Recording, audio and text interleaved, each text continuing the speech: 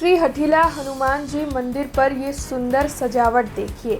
आज पवित्र बारस मनाई जा रही है और उसी के साथ श्रावण माह का दूसरा शनिवार भी है। कल पवित्र एकादशी मनाई गई थी, जिसके मद्देनजर श्री हठीला हनुमान जी मंदिर पर सुंदर सजावट की गई। भक्त भी बीते 2 दिनों से लगातार मंदिर में दर्शन के लिए उमड़ रहे हैं।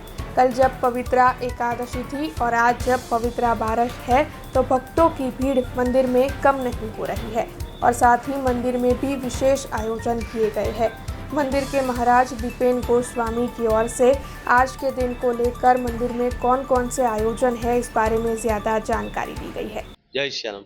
सर्व भाविक भक्तों ने जણાવવાનું કે આપણે કાલે પવિત્ર 11 ગઈ છે, તે નિમિત્તે સુસાગર કિનારે આવેલું શ્રી હઠીલા હનુમાન મંદિર ખાતે આજે પવિત્રના આપણે એકાદશીના દર્શન રાખ્યા છે અને આજે સાંજે અમે આજે લક્ષ્મીનારાયણ મંડળ તરફથી આજે ભજનનો બી કાર્યક્રમ રાખ્યો છે અને અમે દર શનિવારે મંગળવારે દાદાને અદ્ભુત અલગ અલગ શણગાર કરવામાં આવે છે। તો સર્વના દર્શનનો લાભ લેવા મારે નમ્ર વિનંતી છે। જય સિયારામ।